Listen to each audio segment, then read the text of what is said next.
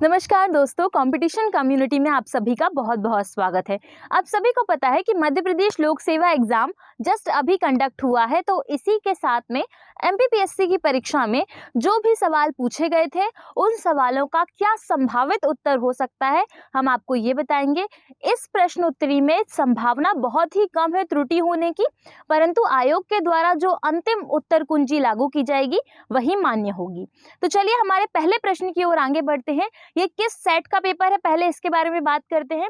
देखिए, मध्य प्रदेश लोक सेवा आयोग का जो एग्जाम अभी हुआ था, उस एग्जाम में जो सेट ए था, तो ये जो प्रश्न पत्र आपको दिखाई दे रहा है ये सेट ए का दिखाई दे रहा है। ये बात आपको बिल्कुल क्लियर याद रखनी है। तो पहला प्रश्न क्या था ये देखते हैं। सूची 1 को 2 से सुमेलित कीजिए। सबसे पहले आपको सूची 1 को 2 से मिलाना है, अर्थात सही जोड़ी मिलाइए। एक तरफ है सहायक नदियां और एक तरफ है मुख्य नदियां, बेतवा, शिप्रा, वेनगंगा और तवा। इस साइड है चंबल, यमुना, नर्मदा और गोदावरी।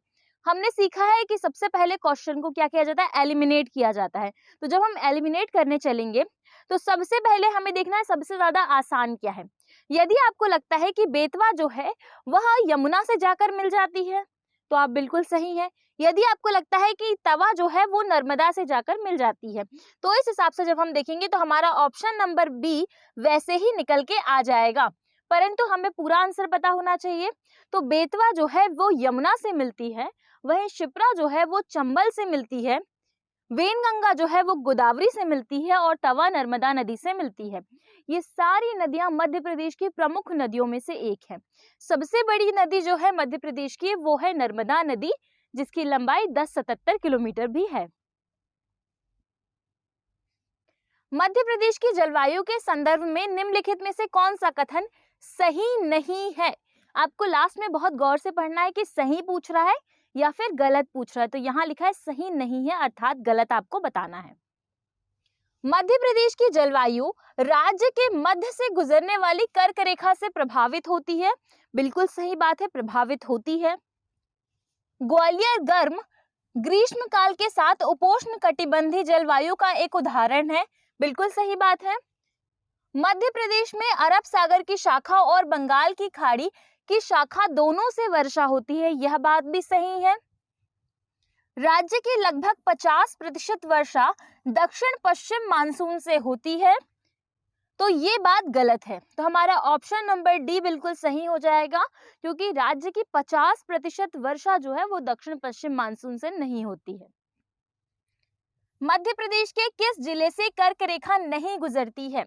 देखिए, जब भी हमने कर्क रेखा को पढ़ा है तो हमने देखा है कि कर्क रेखा कौन कौन से जिलों से गुजर रही है और कौन कौन से जिलों से नहीं गुजर रही।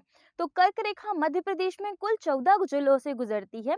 इसके अलावा 14 जिलों से जब वो गुजरती है तो एक ऐसा संभाग जिसके सभी जिलों से गुजरती है तो आता है भोपाल संभाग। वहीं यहाँ पे ऑप्शन में देखेंगे तो विदिशा, उज्जैन, भोपाल और इंदौर। जब हमने भोपाल संभाग की बात की तो भोपाल वहीं पर खत्म हो जाता है, और इंदौर का अगर आप भौगोलिक स्थिति देखेंगे तो इंदौर जो है वो मध्य प्रदेश के नक्शे में नीचे की तरफ में स्थित है, धार के बाजू में। तो इस कारण से यहाँ पर हमारा आंसर होगा ऑप्शन नंबर डी, इंदौर। निम्नलिखित में से किस चट्टान में कोयला एवं पेट्रोलियम पाया जाता है। अब आपसे पूछ रहा है कि ऐसी कौन सी चट्टानें हैं जिनमें कोयला एवं पेट्रोलियम दोनों ही चीजें पाई जाती हैं। ग्रेनाइट, कायांतरित परिवर्तन वाली चट्टानें, आग्नेय चट्टानें या फिर परतदार और अवसादी चट्टानें। तो इसका सही आंसर होगा ऑप्शन नंबर डी, परतदार एवं अवसादी चट्टानें। नेक्स्ट क्वेश्चन पूछा है, मध्य प्रदेश के किस क्षेत्र में काली मिट्टी नहीं पाई जाती। ऑप्शन है मालवा का पठार, बघेलखंड, नर्मदा घाटी और सतपुड़ा श्रेणी।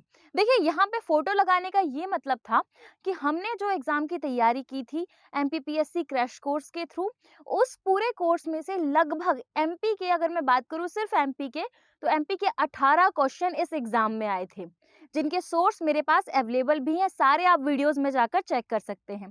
तो हम आपको जो कंटेंट दे रहे हैं वो बकायदा जेन्युइन कंटेंट है, और ये एक ऐसा कंटेंट है जो कि आपकी परीक्षा के लिए बहुत ज़्यादा यूजफुल होगा। अभी आप इसी पेपर में देखते जाएंगे कितने सारे वीडियोस आपको ऐसे मिलेंगे, कितने सारे स्क्रीनशॉट मिलेंगे, जिनमें हमने बकायदा पूछा है और बताया भी आप इन सभी क्वेश्चनों का आंसर। देखिए, जब हम बात करते हैं मध्य प्रदेश में काली मिट्टी की, तो ये हमने बताया था कि मध्य प्रदेश में किस क्षेत्र में कौन सी मिट्टी पाई जाती है। आप मैप पे देख सकते हैं कि काली मिट्टी जो है वो इस वाले क्षेत्र में पाई जा रही है, बल्कि जो बघेलखंड वाला क्षेत्र है यहाँ पर लाल पीली मिट्टी और मिश्रित मिट्टी पाई जाती है। तो इसका सही आंसर होगा बघेलखंड, ऑप्शन नंबर सी।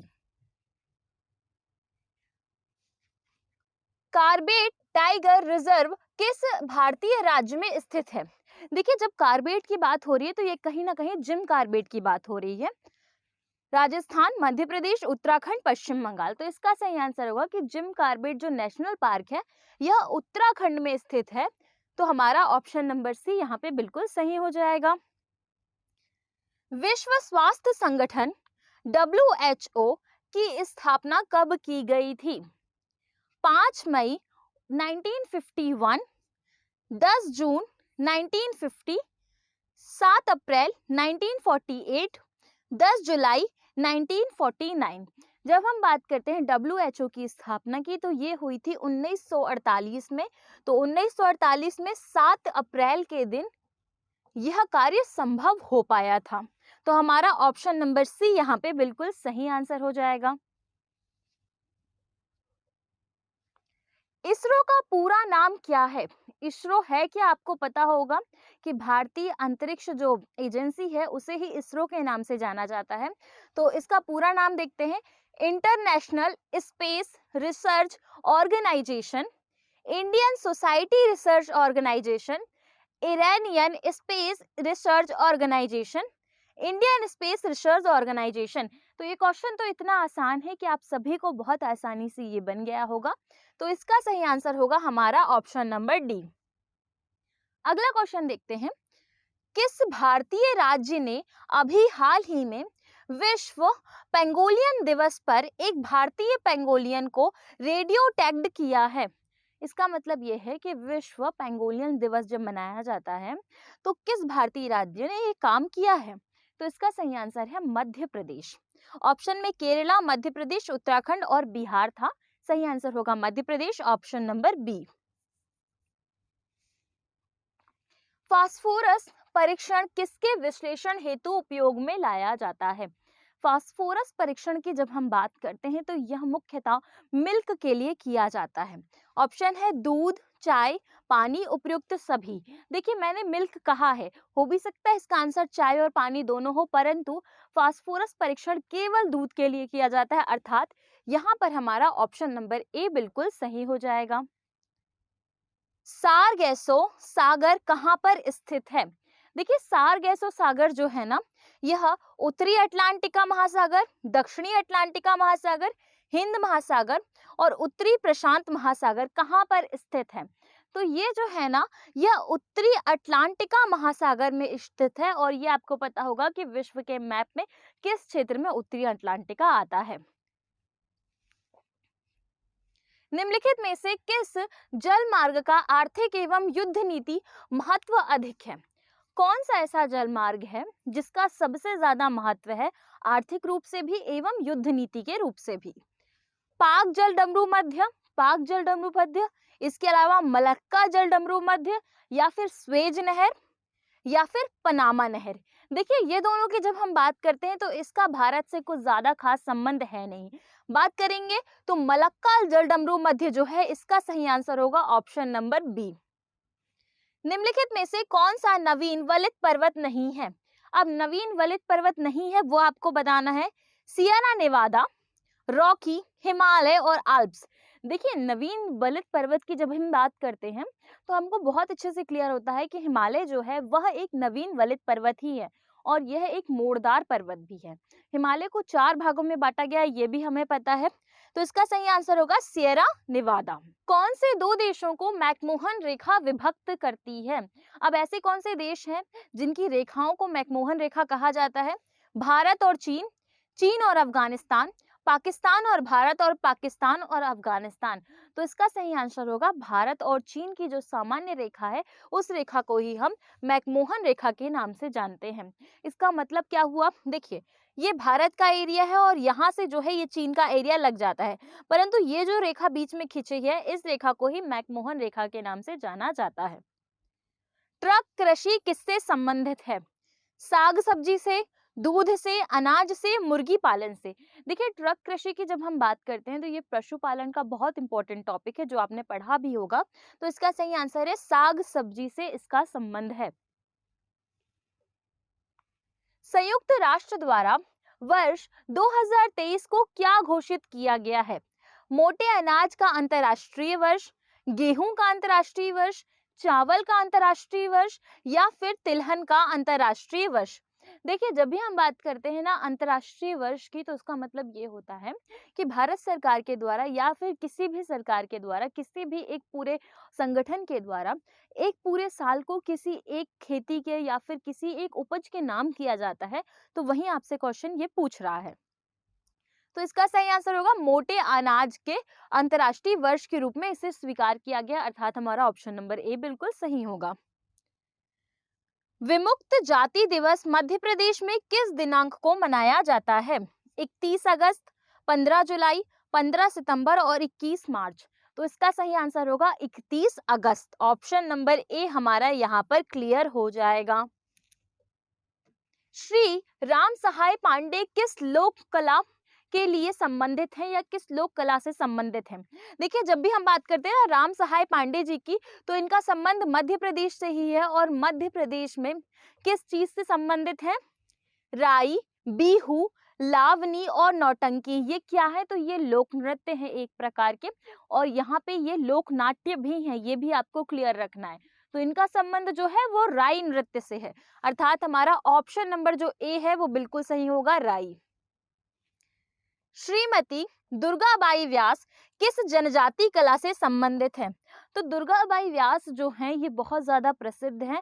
इसके अलावा इन्हें अभी पुरस्कार से सम्मानित भी किया गया है भारतीय स्तर पर।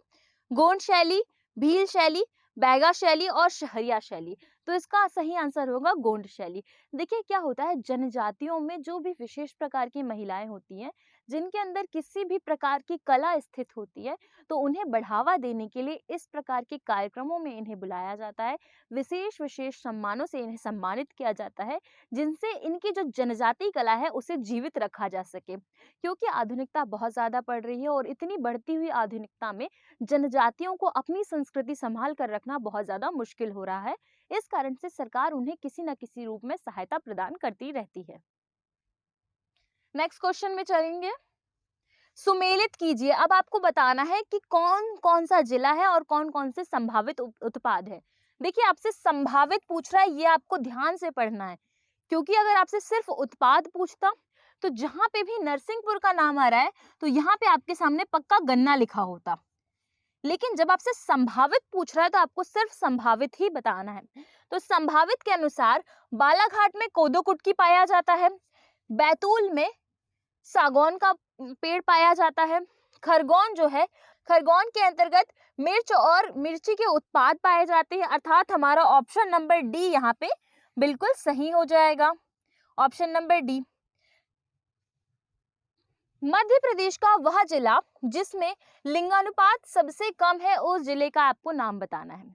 देखिए ये क्वेश्चन भी मेरी बकायदा एज इट इज वीडियो से आया है, आप इस वीडियो को देख सकते हैं। यहाँ लिखा हुआ था मध्य प्रदेश के न्यूनतम लिंगानुपात वाले जिले और सबसे पहला नाम जिस जिले का लिखा है वही इसका सही आंसर है। ऑप्शन देखते हैं। बालाघाट, डिंडौरी, भिंड, छिंदवाड़ा। आंसर है भिंड और इसका लिंगानुपात कितना है? तो 837।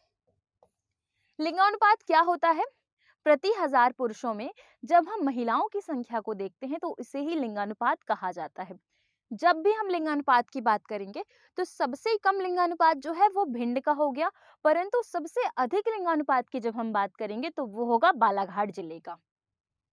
मध्य प्रदेश कितने कृषि जलवायु क्षेत्रों में विभक्त है?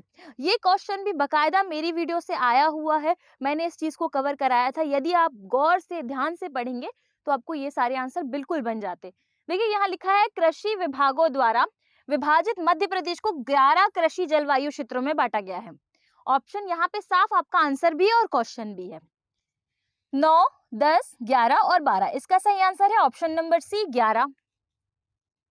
किस वर्ष में भारत हैवी इलेक्ट्रिकल लिमिटेड को महारत्न उद्गम का दर्जा दिया गया था? मतलब इसे महारत्न कंपनी कब बनाया गया था ये आपको बताना है। वर्ष 2011, वर्ष 2012, वर्ष 2013 या फिर 2014? इसका सही आंसर होगा वर्ष 2014 अर्थात ऑप्शन नंबर सी। तो ऑप्शन नंबर सी मतलब 2014 को भेल को महारत्न कंपनी के रूप में स्थापित किया गया था। इंदिरा गांधी ट्राइबल विश्वविद्यालय मध्य प्रदेश के किस शहर में स्थित है? देखिए ये क्वेश्चन भी मैंने आपको पढ़ाया था, अगर आपने मेरा शिक्षा वाला लेक्चर देखा होगा कि मध्य प्रदेश में शिक्षा एवं स्वास्थ्य वाला लेक्चर, तो उस लेक्चर में मैंने इस चीज को कवर किया था कि इंदिरा गांधी राष्ट्रीय जनजाति विश्वविद्यालय जो है वह किस स्थान पर स्थित है। ऑप्शन था महेश्वर, अमरकंटक, मुरैना और दतिया। तो ये है अनूपपुर जिले के अंतर्गत और क्षेत्र लगता है अमरकंटक, अर्थात हमारा ऑप्शन नंबर बी यहाँ पे बिल्कुल सही होगा। आप देख सकते हैं कि हमारी वीडियो से बहुत सारे क्वेश्चन आए हैं और ये क्वेश्चन आपके लिए बहुत ज़्यादा महत्वपूर्ण हो सकते थे यदि आपने तैयारी बेहतर तरीके से की होती तो, लेकिन फिर भी आपका एग्जाम बहुत अच्छा गया होगा, हम आशा करते हैं। इसी के साथ हम अगले लेक्चर की ओर बढ़ते हैं, अगले क्वेश्चन की ओर बढ़ते हैं। हिंदुस्तान कॉपर लिमिटेड का कॉपर प्रोजेक्ट मध्य प्रदेश में निम्नलिखित शहरों में से किस शहर में है? इस शहर को कॉपर सिटी के नाम से भी जाना जाता है। ये क्वेश्चन भी मैंने पढ़ाया था जब मैं मध्य प्रदेश में खनिज पढ़ा रही थी उस समय में।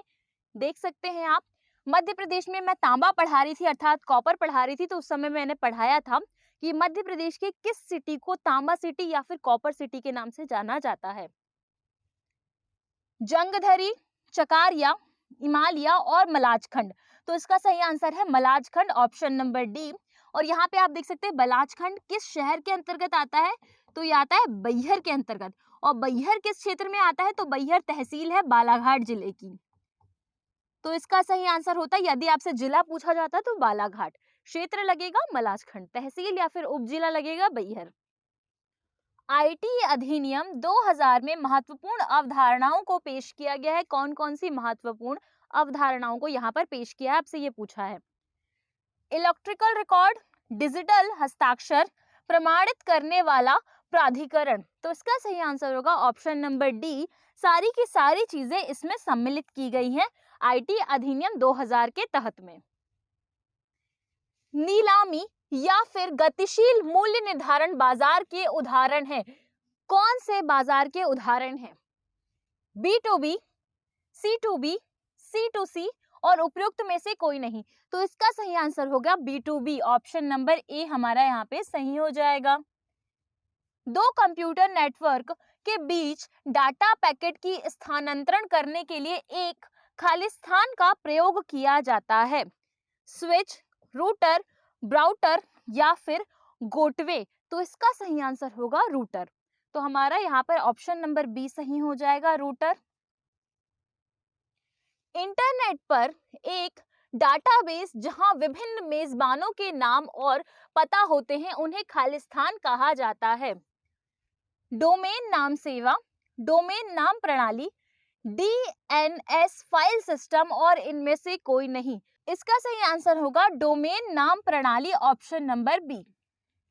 उपयुक्त अपने हिसाब से कीमत तय करते हैं जिसे व्यवसाय स्वीकार या फिर अस्वीकार करता है, उस मॉडल को क्या कहते हैं?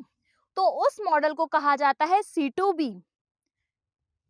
तो हमारा ऑप्शन नंबर सी यहाँ पे C2B बिल्कुल सही हो जाएगा। निम्नलिखित में से किस जिले में बैगा विकास प्राधिकरण नहीं है?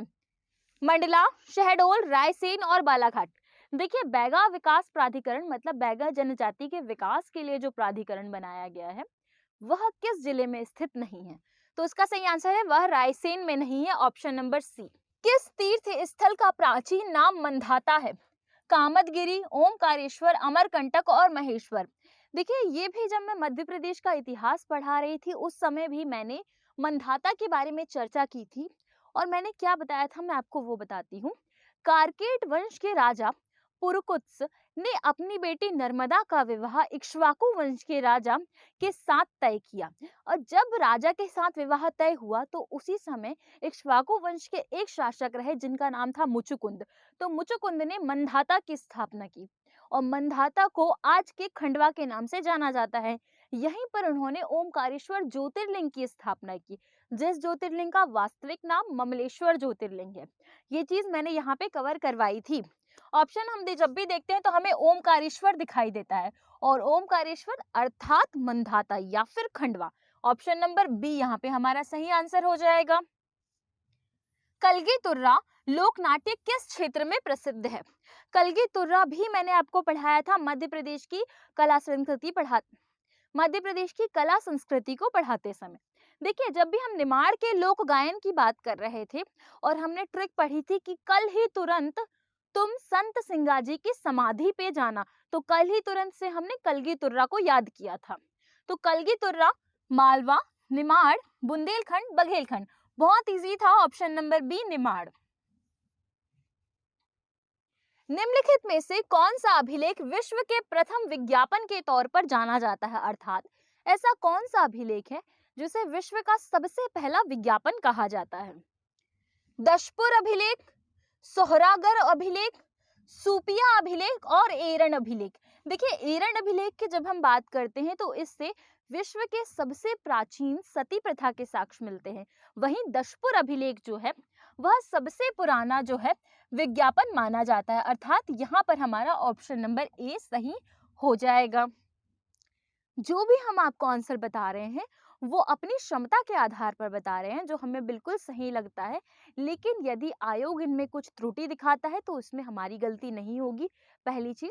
और दूसरी बात ये कि आयोग के द्वारा बार बार, आप सभी जानते हैं कि आंसर बदले जाते हैं, तो थोड़ा सब्र रखें और आराम से इस वीडियो को देखें और अपने क्वेश्चन को मिलाते जाएं कि आपने कितने सही आंसर दिए, कितने गलत आंसर दिए।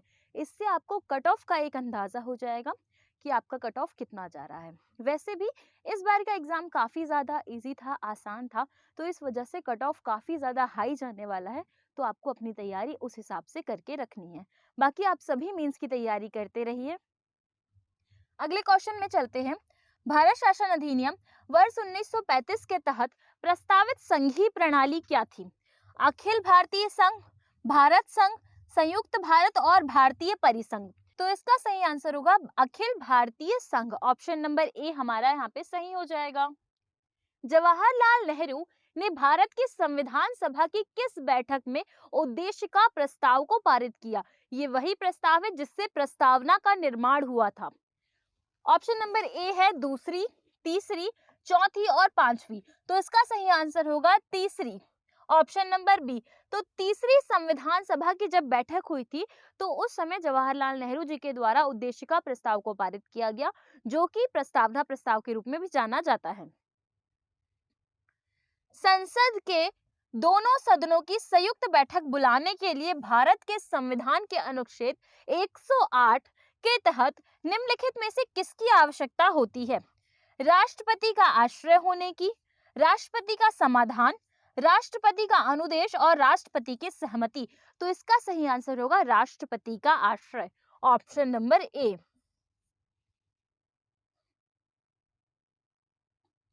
भारतीय संसद में शामिल है राष्ट्रपति, राज्यसभा एवं लोकसभा, राष्ट्रपति, राज्यसभा एवं लोकसभा, उपयुक्त में से कोई नहीं। हमने संसद को जितनी बार पढ़ा है हमने बहुत बार देखा है कि राष्ट्रपति, लोकसभा और राज्यसभा तीनों को मिलाकर ही संसद का निर्माण किया जाता है। तो अर्थात हमारा यहाँ पर ऑप्शन नंबर सी बिल्कुल सही हो जाएगा। भारतीय संविधान का कौन सा अनुच्छेद अस्पष्टता को समाप्त करता है? अनुच्छेद 14, अनुच्छेद 15, अनुच्छेद 17 और अनुच्छेद 19। देखिए, अस्पष्टता का मतलब होता है कि छुआछूत की जो भावना है उसे कौन सा अनुच्छेद समाप्त करता है। तो इसका सही आंसर है ऑप्शन नंबर सी, अनुच्छेद 17। अटल प्रगति पथ संबंधित है मंदसौर नीमच क्षेत्र से, धार झाबुआ क्षेत्र से, मंडला जबलपुर क्षेत्र से और ग्वालियर चंबल क्षेत्र से। तो अटल प्रगति पत्र जो है या प्रगति पथ जो है वह ग्वालियर के चंबल क्षेत्र से संबंधित है। 600 मेगावाट क्षमता का सौर तरंग परियोजना solar floating project Madhya Pradesh के किस क्षेत्र में प्रस्तावित है? गांधी सागर, अमरकंटक, ओमकारेश्वर और बरगी बांध। तो इसका सही आंसर है ओमकारेश्वर बांध में यह परियोजना प्रस्तावित है। ऑप्शन नंबर बी हमारा बिल्कुल सही हो जाएगा। मध्य प्रदेश के खिलाड़ी चिंकी यादव का संबंध किस खेल से है? देखिए, चिंकी यादव जो है वो भोपाल जिले से संबंधित है। जब हम खेल की बात करते हैं तो निशानेबाजी, तैराकी, हॉकी और क्रिकेट में से निशानेबाजी या फिर शूटिंग से इनका संबंध है, काफी कम आयु की है। मध्य प्रदेश के खिलाड़ियों में विवेक सागर जी किस खेल से संबंधित है? विवेक सागर जी बहुत ज्यादा फेमस हो रहे हैं, मध्य प्रदेश के खिलाड़ी रहे हैं, युवा खिलाड़ी हैं।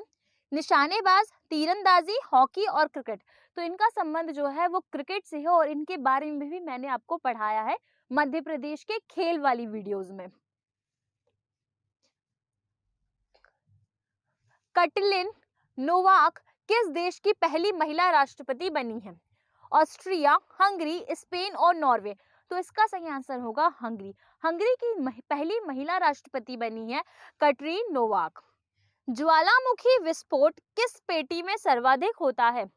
मध्य महाद्वीपीय पेटी, परिप्रशांत महासागरीय पेटी, मध्य अटलांटिक पेटी या फिर अंतर रप्टेल ज्वालामुखी, तो इसका सही आंसर है परिप्रशांत महासागरीय पेटी में सबसे ज्यादा ज्वालामुखियों का विस्फोट होता है।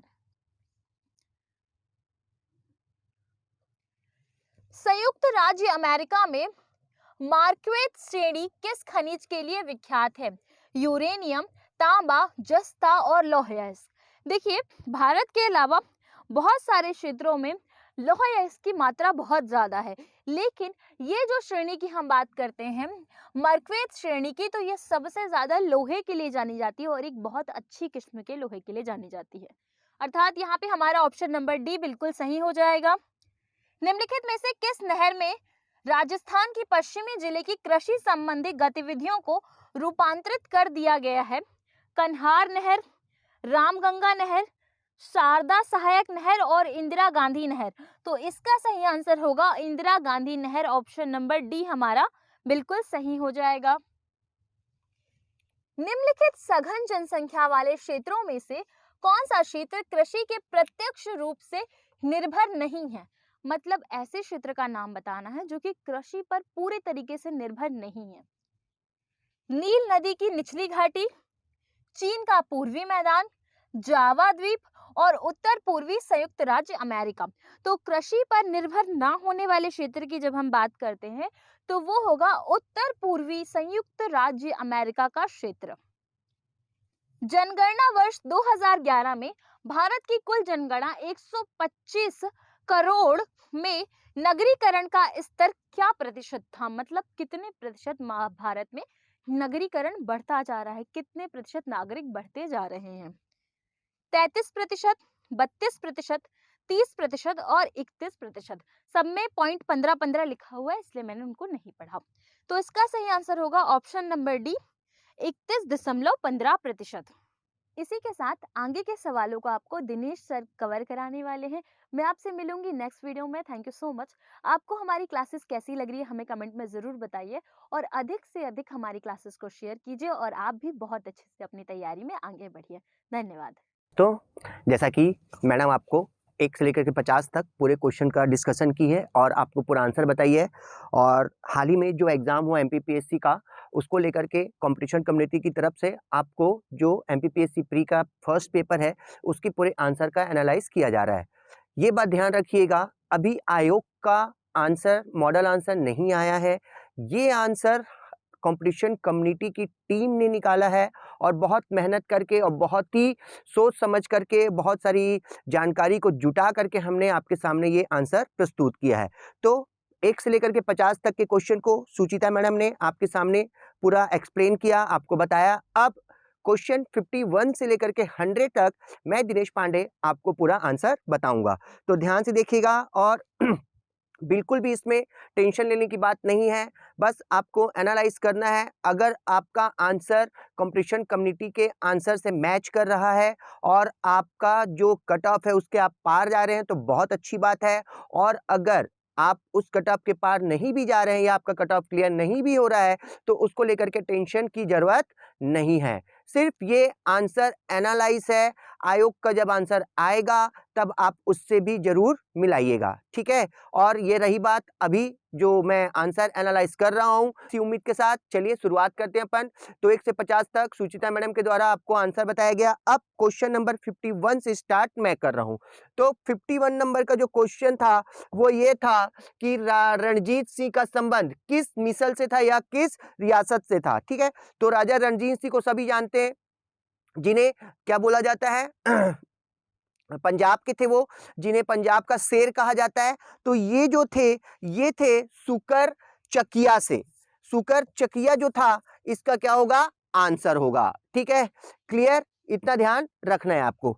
उसके बाद क्वेश्चन है कि राष्ट्रीय अंतरिम सरकार में रियासतों का विभाग किसे दिया गया था। कहने का मतलब ये था कि जितने भी भारत में रियासतें थी उन सबको एक करने के लिए, ताकि एक भारत संघ बन सके, इसके लिए जो विभाग सौंपा गया था वो किसको दिया गया था। तो हम सभी जानते हैं कि भारत का बिस्मार्क कहा जाता है सरदार वल्लभ भाई पटेल को, जिन्होंने पूरे भारत का एकीकरण किया था, सारी रियासतों का भारत संघ में विलय कराया था। तो आंसर इसका क्या होगा सरदार वल्लभ भाई पटेल। आंसर इज बी, ठीक है। चलिए नेक्स्ट, कांग्रेस सम्मेलनों को शिक्षित भारतीयों का वार्षिक राष्ट्रीय सम्मेलन किसने कहा था। तो जैसे फोटो से पता चल रहा है कि इसका आंसर क्या होगा, इसका आंसर होगा 53 लाला लाजपत राय। इन्होंने ही जो कांग्रेस का हर साल सम्मेलन होता था अलग अलग जगहों पर, उसको इन्होंने कहा था कि शिक्षित भारतीयों का वार्षिक राष्ट्रीय सम्मेलन, क्योंकि वहां पर जितने भी लोग थे जो सम्मेलन में थे वो सब बुद्धिजीवी थे,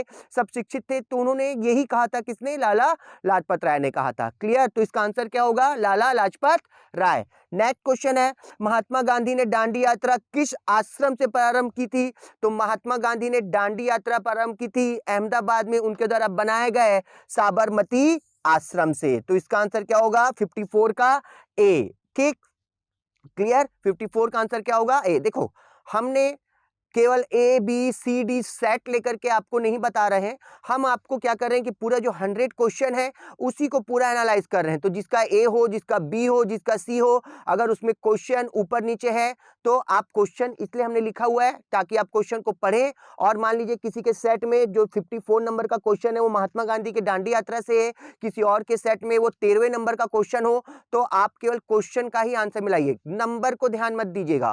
क्वेश्चन को पढ़ रहा हूं मैं तो आपके सेट में कौन से नंबर पे है वो क्वेश्चन, वहां पर जाकर के उसको मैच कीजिएगा। क्लियर, ठीक। तो 54 नंबर का जो क्वेश्चन है ये है, महात्मा गांधी ने दांडी यात्रा किस आश्रम से प्रारंभ की थी। तो ये किया था उन्होंने किससे, साबरमती आश्रम से। नेक्स्ट क्वेश्चन आपका, डलहौजी की व्यक्तिगत सिद्धांत के अंतर्गत विलय किया गया प्रथम राज्य कौन सा था। एक्चुअली राज्य नहीं और रियासत था, ठीक है। क्लियर, और व्यक्तिगत मतलब डॉक्ट्रिन ऑफ लैप्स। तो डलहौजी ने जो डॉक्ट्रिन ऑफ लैप्स लाया था 1854 में, उसमें सबसे पहले मिलाया गया था किसको, सतारा को, जो कहां पड़ेगा आपका महाराष्ट्र में। कहां पड़ेगा, महाराष्ट्र में पड़ेगा। तो सबसे पहले उन्होंने 1854 में किसको मिलाया था, सतारा को मिलाया था, ठीक है। नेक्स्ट क्वेश्चन, राष्ट्रीय मानवाधिकार आयोग के अध्यक्ष एवं सदस्यों की नियुक्ति के नामों की सिफारिश करने वाली समिति में कौन शामिल है। देखो ये क्वेश्चन है, जहां तक मुझे ऐसा लग रहा है कि ये क्वेश्चन विलोपित होगा। रीजन ये है क्योंकि यहां पर पूछा है कि इस समिति में, मतलब राष्ट्रीय मानवाधिकार आयोग के अध्यक्ष और सदस्यों की नियुक्ति के लिए जो समिति बनती है उसमें कौन कौन होता है, ठीक। तो यहां अगर अपन ऑप्शन देखेंगे तो इसमें ऑलरेडी 2 लोगों का नाम शामिल है जो उस समिति में होते हैं। तो ये क्वेश्चन विलोपित होगा क्योंकि आंसर इसका विधानसभा अध्यक्ष और नेता प्रतिपक्ष दोनों है। क्योंकि जो राज्य मानवाधिकार आयोग होता है उसके लिए राज्यपाल एक समिति का गठन करता है और उस समिति में मुख्यमंत्री होते हैं, मुख्यमंत्री के द्वारा एक कोई कैबिनेट या गृह मंत्री होगा, राज्य का एक नेता प्रतिपक्ष होगा जिसको विपक्ष का नेता कहा जाता है, और एक होगा विधानसभा अध्यक्ष। तो यहां पर अगर अपन ऑप्शन देखते हैं तो विधानसभा अध्यक्ष भी दिया हुआ है और नेता प्रतिपक्ष भी दिया हुआ है। इसी कारण ये क्वेश्चन क्या हो जाएगा, विलोपित होगा। या अगर हो सके तो आयोग अगर आंसर लेगा, तो आयोग अगर आंसर लिया तो प्रेफरेंस किसको देगा, विधानसभा अध्यक्ष को देगा, ठीक है। मगर इसका आंसर ए और सी दोनों ही है, क्योंकि विधानसभा अध्यक्ष भी होता है उस समिति में, और कौन होता है, विपक्ष का नेता, जिसको नेता प्रतिपक्ष भी कहते हैं। थोड़ा सा घुमाया यहाँ पर नेता प्रतिपक्ष लिखा है, तो थोड़ा सा कंफ्यूजन होने वाला मैटर है, मगर विपक्ष के नेता को ही नेता प्रतिपक्ष कहा जाता है। क्लियर? ठीक, तो ये क्वेश्चन शायद विलोपित कर दे आयोग, और अगर नहीं किया तो आंसर तो वो विधानसभा अध्यक्ष लेगा। क्लियर? चलिए नेक्स्ट क्वेश्चन। नेक्स्ट क्वेश्चन है कि राज्य के मुख्य चुनाव अधिकारी की नियुक्ति कौन करता है? तो केंद्र का मुख्य चुनाव आयुक्त होगा, तो उसकी नियुक्ति राष्ट्रपति करेगा प्रधानमंत्री की समिति की सिफारिश पर, और राज्य का जो होगा उसकी नियुक्ति राज्यपाल करेगा मुख्यमंत्री की समिति की सिफारिश पर। तो कौन करता है? राज्यपाल करता है। Answer A.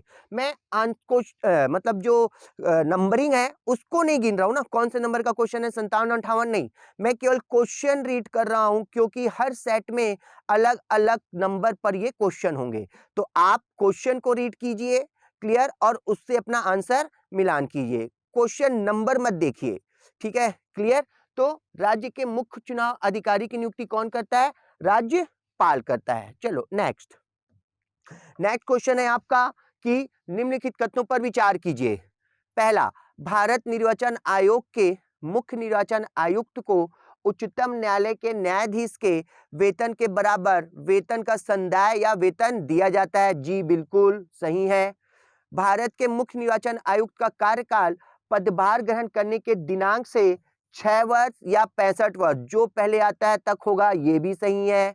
कोई निर्वाचन आयुक्त किसी भी समय मुख्य निर्वाचन आयुक्त को संबोधित स्व हस्ताक्षरित लेख द्वारा अपना पद त्याग कर सकेगा नहीं, ये गलत है, क्योंकि निर्वाचन आयुक्त को अगर उसके पद से हटाना होगा तो उसके लिए मुख्य निर्वाचन आयुक्त राष्ट्रपति के पास सिफारिश करेगा। वो अन्य निर्वाचन आयुक्त स्वयं का लेटर लिख करके उसको संबोधित करके नहीं करेंगे, क्योंकि उनकी नियुक्ति उसने नहीं की है। क्योंकि सामान्यतः जो नियुक्त करता है, जो अपॉइंट करता है, उसी को संबोधित करके क्या दिया जाता है? त्याग पत्र दिया जाता है या इस्तीफा दिया जाता है। ठीक है, तो चूंकि अन्य निर्वाचन आयुक्तों की नियुक्ति मुख्य निर्वाचन आयुक्त नहीं करता, राष्ट्रपति करता है, इसी कारण अगर इनको अपना इस्तीफा देना है तो राष्ट्रपति को संबोधित करके, मतलब उसके नाम को संबोधित करके क्या देना पड़ेगा? इस्तीफा देना पड़ेगा। इसी कारण 1 और 2 सही है, तीसरा गलत है। तो आंसर आपका क्या हो जाएगा? बी, 1 और 2 सही। ठीक, चलिए नेक्स्ट। मध्य प्रदेश लोक सेवा आयोग में अधिकतम कितने सदस्य होंगे? देखो थोड़ा सा यहाँ पर ध्यान दीजिएगा, क्योंकि देखो संविधान के जो क्वेश्चन होते हैं ना, वो शब्दों का खेल करते हैं, मतलब शब्दों के खेल होते हैं वो। यहाँ पर क्वेश्चन को अगर पढ़ेंगे तो यहाँ लिखा हुआ है कि मध्य प्रदेश लोक सेवा आयोग में अधिकतम पूछा है ये। ठीक है, अधिकतम बोला है।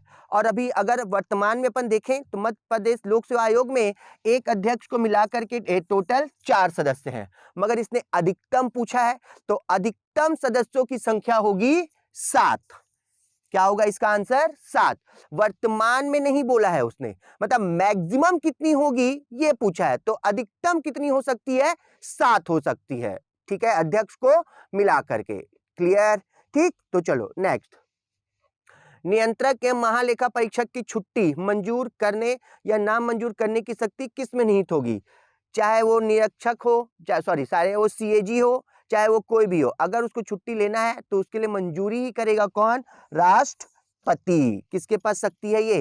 राष्ट्रपति के पास है, क्योंकि वो उसी को अपॉइंट करेगा, तो छुट्टी उट्टी लेने का भी अधिकार उसको उसी को होगा। ठीक है, क्लियर? चलिए नेक्स्ट। वर्चुअल कीबोर्ड में से कंप्यूटर की सुरक्षा करते हैं, मतलब वर्चुअल कीबोर्ड से कौन कंप्यूटर की सुरक्षा करते हैं? तो पासवर्ड चोरी ये भी सुरक्षा करते हैं, टो एंड प्रोग्राम ये भी होता है, स्पाईवेयर ये भी होता है। मतलब आंसर क्या हो जाएगा? डी होगा इसका आंसर, कि वर्चुअल कीबोर्ड से इन तीनों की क्या की जाती है? सुरक्षा की जाती है। ठीक, नेक्स्ट। एक ईमेल जो एक स्रोत से उत्पन्न दिखता है लेकिन वास्तव में दूसरों से भेजा गया हो, क्या कहलाते हैं उसको? तो उसको कहा जाता है स्पूफिंग कहते हैं। क्या कहते हैं? स्पूफिंग कहते हैं। तो इसका आंसर क्या हो जाएगा? स्पूफिंग होगा। ठीक है, चलो नेक्स्ट। एक नेटवर्क वातावरण में किसको, जो सर्वर नहीं है, कौन सा इसमें से सर्वर नहीं है? तो सर्वर कौन सा नहीं है इसमें? नेटवर्क जैसे कोई भी सर्वर नहीं होता। क्लियर? इसका आंसर क्या हो जाएगा? Network server. एक सामान्य नेटवर्क टोपोलॉजी नहीं है, कौन सा टोपोलॉजी नहीं है? तो टोपोलॉजी कौन सा नहीं है? ग्रिड क्या नहीं है? टोपोलॉजी नहीं होता। ठीक है, क्लियर? चलो नेक्स्ट। सच्चा नियोजित विश्वास अक्सर क्या कहा जाता है, मतलब सच्चा नियोजित जो विश्वास होता है उसको क्या कहते हैं, तो उसको कहा जाता है ज्ञान। देखो इंटेलिजेंस भी लिखा है और ज्ञान भी लिखा है, हिंदी और इंग्लिश दोनों ऊपर किया हुआ है, मगर इसका आंसर क्या हो जाएगा, ज्ञान हो जाएगा। क्या होगा, ज्ञान। ठीक है, मालवा संवत इस नाम से भी जाना जाता है, मतलब मालवा संवत को और किस नाम से जानते हैं, तो मालवा संवत को जाना जाता है कृत संवत से। किससे जाना जाता है, कृत संवत के नाम से भी इसको जाना जाता है।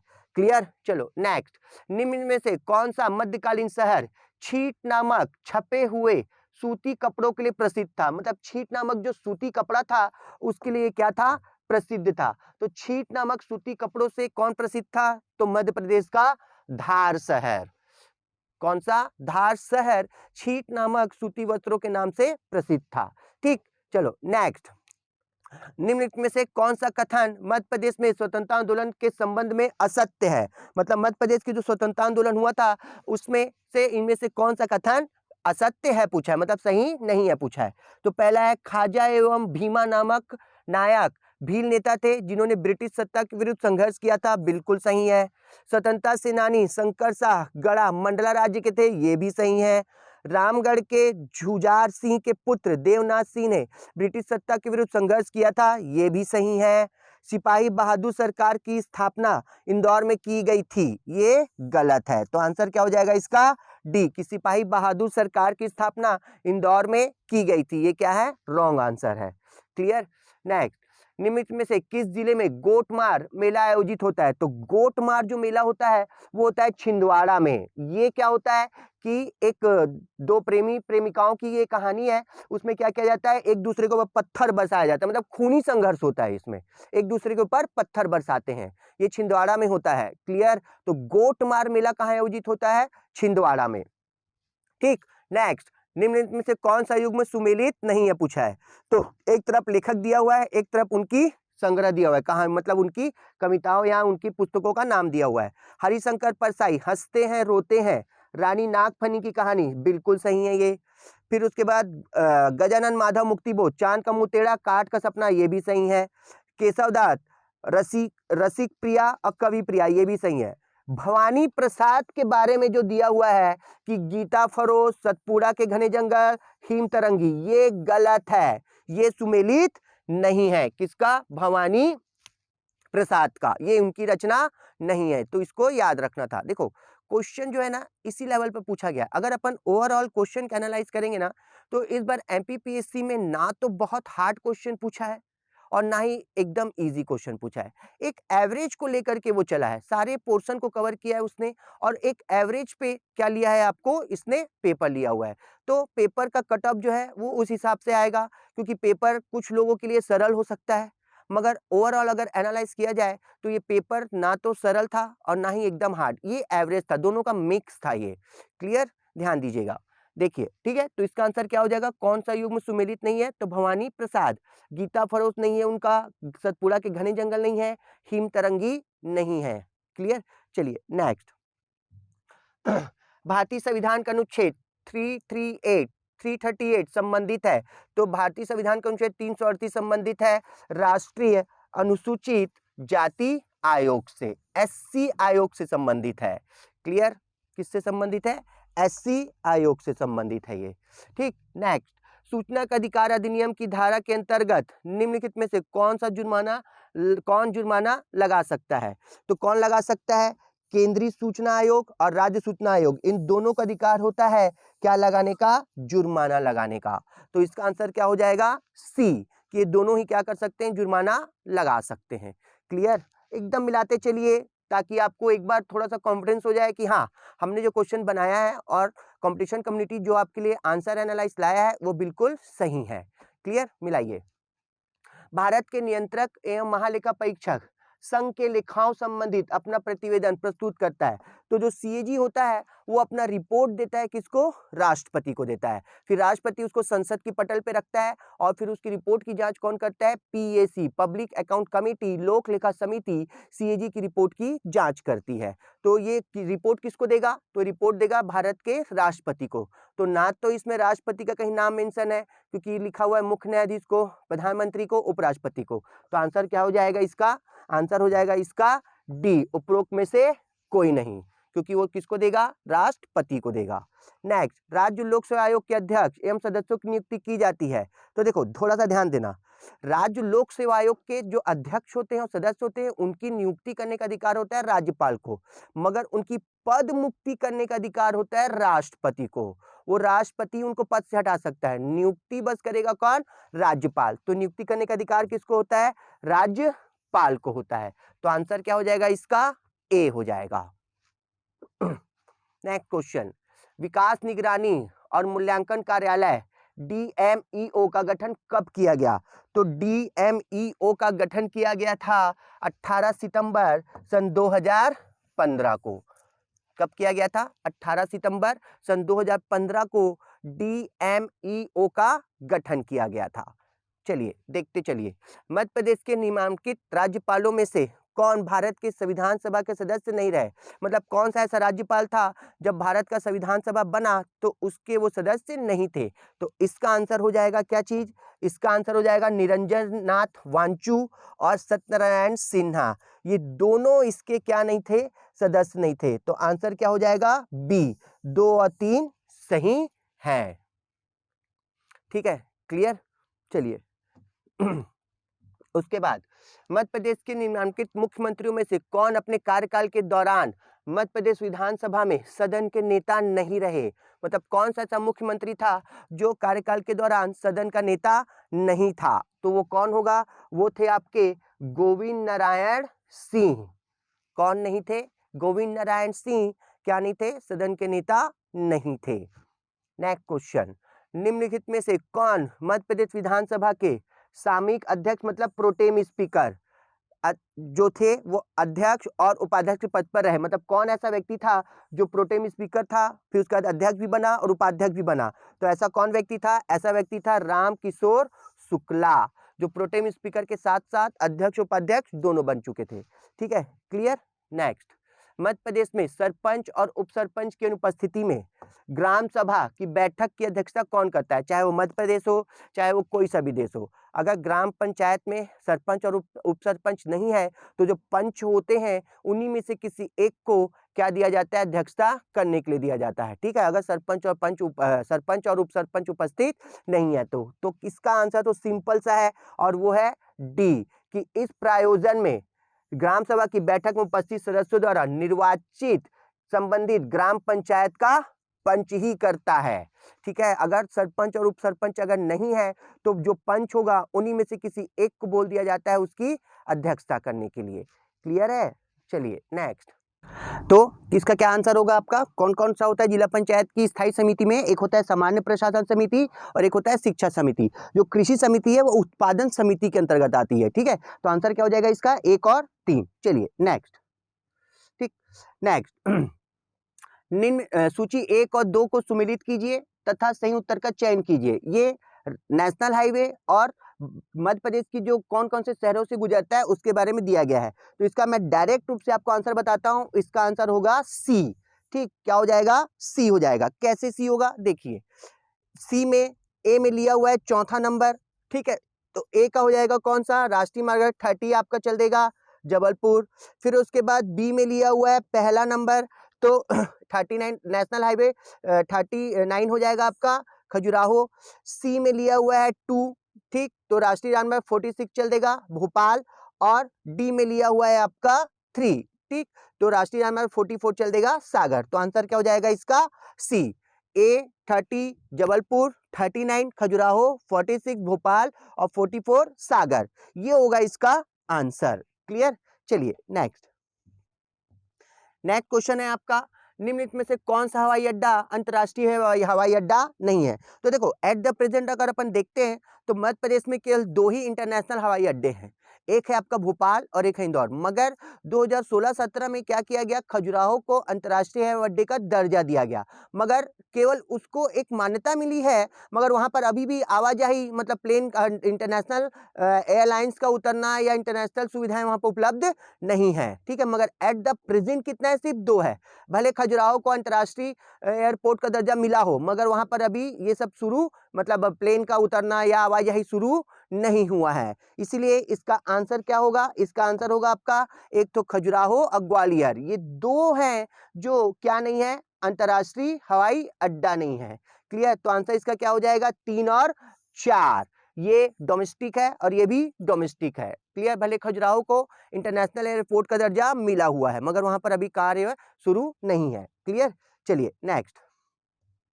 उसके बाद मध्य प्रदेश में से कौन सा स्थान और जिला तापीय विद्युत केंद्र से संबंधित नहीं है पूछा है। तो दुमालिया मुंडो खरगोन ये तापीय विद्युत केंद्र से संबंधित नहीं है। तो आंसर इसका क्या हो जाएगा? डी। नेक्स्ट, निम्नलिखित में से कौन सा युग्म सही सुमेलित नहीं है पूछा है। तो कौन सा सुमेलित नहीं है? बरगी परियोजना जबलपुर सही है, तवा परियोजना होशंगाबाद सही है, मटियारी बांध परियोजना मंडला सही है, मंडल लिखा है सॉरी मंडला है, ये मंडला सही है। बरना घाटी परियोजना उज्जैन ये सही नहीं है। तो आंसर क्या हो जाएगा इसका? डी कि बरना घाटी परियोजना उज्जैन ये गलत आंसर है। चलिए नेक्स्ट। फिर उसके बाद क्वेश्चन है आपका कि कथनों पर विचार कीजिए। मध्य प्रदेश के मालवा पत्थर में सूती वस्त्र मिलों की स्थापना की गई। ठीक है। मालवा पठार काली मिट्टी से आवृत है, सही है, क्योंकि काली मिट्टी में ही आपका क्या होता है? कपास होता है। क्लियर? इसी कारण ये क्या हो जाएगा? दोनों के दोनों सही हैं। ठीक कि सूती का मतलब कपड़ों का, कपास का प्रोडक्शन कौन सी मिट्टी में ज्यादा होता है? काली मिट्टी में होता है। तो इसका आंसर क्या हो जाएगा? 1 और 2 दोनों सही है। चलिए नेक्स्ट। भोपाल गैस त्रासदी किस वर्ष में हुई? ये तो बहुत खतरनाक था, जिसके लिए आज तक इसका जख्म नहीं भरा है।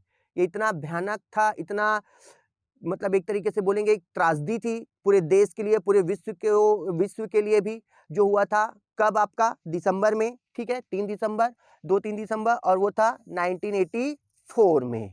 ठीक है। ये जो चित्र है, ये जो फोटो है, इस बच्चे का फोटो बहुत हाईलाइटेड हुआ था।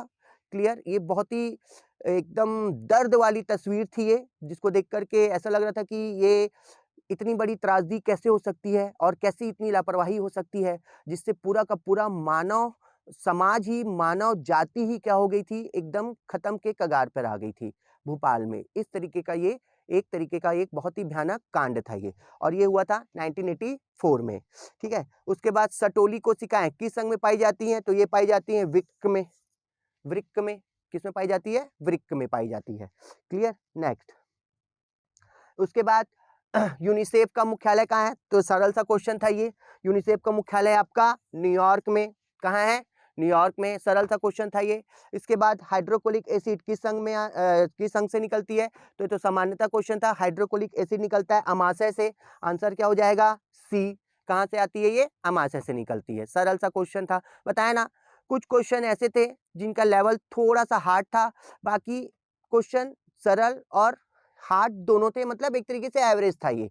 शुरू में मैंने बोला एमपीपीएससी का इस बार का पेपर एकदम एवरेज पेपर था, ज़्यादा हार्ड भी नहीं था। जो पढ़ा है, जो अच्छे से स्टडी किया होगा, उससे आराम से पेपर बना होगा, क्योंकि ज़्यादा कुछ क्वेश्चन ऐसे थे कि जिसमें ज़्यादा सोचने की भी जरूरत नहीं थी, उसके डायरेक्ट आंसर आ रहे थे। क्लियर? चलिए देखते हैं। स्कर्वी रोग की किस विटामिन की कमी से होता है? सामान्य क्वेश्चन है ये। स्कर्वी रोग विटामिन सी की कमी से होता है। ठीक।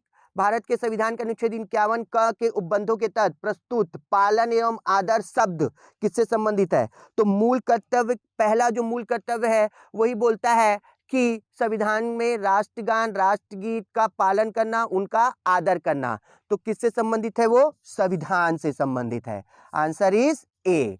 पालन और आदर शब्द किसके लिए किया गया है? संविधान के लिए किया गया है। क्लियर? चलिए देखते हैं अपन आगे।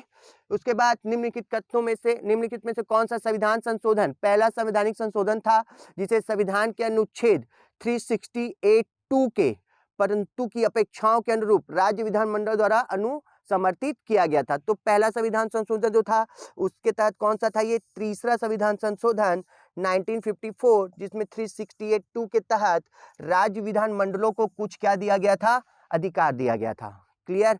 तो कौन सा था ये? 368(2). और कौन से नंबर का? ये तीसरा संविधान संशोधन 1954। ठीक है। चलिए नेक्स्ट। केंद्र और राज्य के बीच विवादों को तय करने के लिए भारत के सर्वोच्च न्यायालय की शक्ति किस अधिकार क्षेत्र के अंतर्गत आती है? अगर केंद्र राज्य के बीच कोई विवाद होता है तो उसका निपटारा करने का अधिकार सुप्रीम कोर्ट को है, और ये सुप्रीम कोर्ट के किस अधिकार के अंतर्गत आती है? तो ये सुप्रीम कोर्ट के मूल क्षेत्राधिकार के अंतर्गत आती है, ये उसका मूल अधिकार के अंतर्गत आती है। तो किसके अंतर्गत आती है? ये मूल क्षेत्राधिकार के अंतर्गत आती है। ठीक है, संवैधानिक हो नहीं सकता क्योंकि संविधान में ऐसा कहा नहीं गया है। क्लियर? तो मूल क्षेत्राधिकार के अंतर्गत आती है ये, अगर केंद्र और राज्य के बीच किसी प्रकार का कोई विवाद होता है तो उसको सुलझाने के लिए। ठीक है, चलिए नेक्स्ट, आर्थिक सर्वेक्षण। हाँ, इस क्वेश्चन पे थोड़ा सा ध्यान दीजिएगा। ठीक है, इस क्वेश्चन पे थोड़ा सा ध्यान दीजिएगा। आर्थिक सर्वेक्षण 2020-21 के अनुसार वित्त वर्ष 2022 के लिए वास्तविक दर को IMF अंतर्राष्ट्रीय मुद्रा कोष के अनुमानों के आधार पर माना गया। मतलब क्या रखा था? 2022 का भारत का वास्तविक विकास दर कितना होगा? देखो, ये क्वेश्चन भी ऐसा है ना कि इसमें जो ऑप्शन दिया हुआ है, एक तो ऑप्शन है ये वाला और ये वाला, ये वाला SBI के तहत और ये वाला वर्ल्ड बैंक के तहत है, और यहाँ पर पूछा है IMF को। IMF का अगर देखेंगे तो IMF ने कहा था कि भारत की विकास दर 8.2% रहेगी। ठीक है, तो यहाँ से हमारे ख्याल से ये क्वेश्चन भी क्या हो सकता है? आपका विलोपित हो सकता है।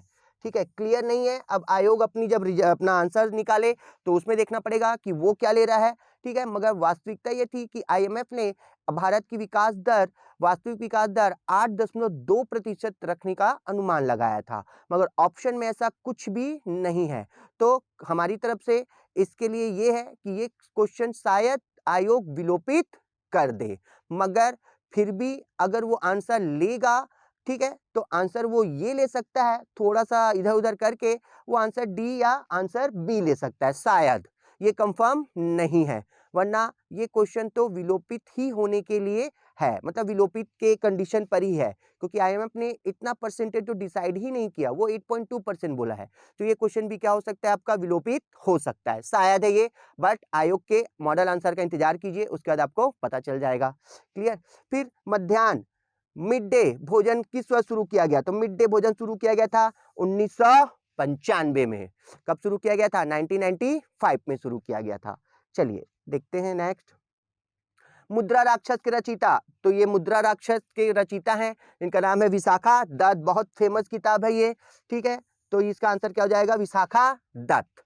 फिर उसके बाद सिंधु सभ्यता से प्राप्त मोहरों में कौन सी वृक्ष की आकृति मिलती है? मतलब वृक्ष मतलब वृक्ष की आकृति मिलती है, तो किसकी आकृति मिलती है? पीपल की आकृति, पीपल के वृक्ष की आकृति मिलती है। किसकी? पीपल की। पवित्र वृक्ष होता है ये, जिसकी पूजा भी की जाती है, खासकर वट सावित्री में। उसके बाद किसकी प्रशासनिक प्रणाली की अद्वितीय विशेषता ग्राम स्वायत्तता का विकास थी? हाँ देखो, ग्रामीण विकास के लिए सबसे अच्छी प्रणाली बनाई थी किसने? चोल ने, जो दक्षिण भारत के थे, उनकी जो प्रशासनिक प्रणाली थी ग्रामीण व्यवस्था को लेकर के, ये सबसे बेहतरीन तरीके से इन्होंने इसको क्या किया था? आजमाया था। तो किसका था? ये चोल का था। क्लियर? फिर उसके बाद जैसे दो गुफा दिख रहा है आपको, मेरे ख्याल से आप समझ गए होंगे कि ये दो गुफा कौन कौन सी है। एलोरा एवं एलिफेंटा के स्थल किस काल से संबंधित हैं? तो ये आप गुफा देख रहे हैं, ठीक है, एक ये और एक वो। तो एक तो आपका एलोरा की गुफा है और एक एलिफेंटा की गुफा है। तो इसको किस कौन से वंश से संबंधित है? किस काल से? राष्ट्रकूट। किससे संबंधित है ये? राष्ट्रकूट से संबंधित है ये। क्लियर? चलिए नेक्स्ट, लास्ट क्वेश्चन आपका 100 क्वेश्चन में आ गए हम लोग, ठीक है, मगर आप अपने सेट को देखिएगा, अगर ये इस सेट के हिसाब से ये 100वें नंबर का क्वेश्चन है, और वो है कि किस चंदेल राजा ने महमूद गजनवी का सामना किया था? तो किसने किया था? ये इस राजा का फोटो है ये, और कौन सा था वो राजा? विधाधर ने महमूद गजनवी का सामना किया था। बहुत भीषण युद्ध हुआ था उनके बीच। क्लियर? तो किसने किया था सामना महमूद गजनवी का? विधाधर ने किया था। क्लियर? तो यहाँ तक आपके 50 क्वेश्चन क्लियर हो गए। 50 क्वेश्चन को मैडम सुचिता मैडम ने आपको बताया है। तो अब आप क्या कीजिए कि अब थोड़ा सा अपना एनालाइज कर लीजिए, और कंपटीशन कम्युनिटी ये बहुत उम्मीद करता है, ये विश्वास करता है कि इस आंसर से आपको ये अंदाजा हो गया होगा कि हमारा प्री क्वालिफाई हो रहा है या नहीं। बाकी तो आयोग का जब रिजल्ट आएगा, आयोग का जब मॉडल आंसर आएगा, तो आप उससे भी एक बार मिलान कर लीजिएगा। शायद 19-20 का अंतर हो, या वो भी ना हो, या वो भी ना हो। ठीक है, फिर भी एक बार आप लोग को बहुत बहुत बधाई है कि आपने एग्जाम दिया, और हम ये उम्मीद करते हैं कि आप इस एग्जाम को पास करके अपने सपनों को पूरा कीजिए। इसी शुभकामनाओं के साथ मैं दिनेश पांडे आपसे विदा लेता हूँ और धीरे-धीरे आप इस चीज़ को देखते चलिए। अगर किसी का प्री क्लियर हो जा रहा है तो मेंस की तैयारी में जुट जाए, अच्छे से हार्ड वर्किंग करे और धीरे-धीरे क्या करे, अपनी तैयारियों को बीच-बीच में एनालाइज़ करता चले, ठीक है? और जिसका प्री क्लियर नहीं भी हो रहा है तो इसमें निराश होने की बिल्कुल ज़रूरत नहीं है, ये कोई आखिरी एग्ज़ाम नहीं है, ठीक है? ज़िंदगी बहुत लंबी है और इस दौड़ में कोई आगे होता है, कोई पीछे चलता है, तो जो पीछे चल रहा है उसको निराश होने की कोई ज़रूरत नहीं है, ठीक है? चलिए फिर आपसे फिर मुलाकात होगी इसी उम्मीद के साथ कि आप मेंस की तैयारी स्टार्ट कर चुके होंगे और अपनी इस तैयारी को फिर से बहुत ही आगे और बहुत ही युद्ध स्तर पर लेके जाएँगे। चलिए, थैंक यू सो मच और बहुत-बहुत शुभकामनाएँ आप सभी को जो प्री का एग्ज़ाम दिए हैं। Thank you.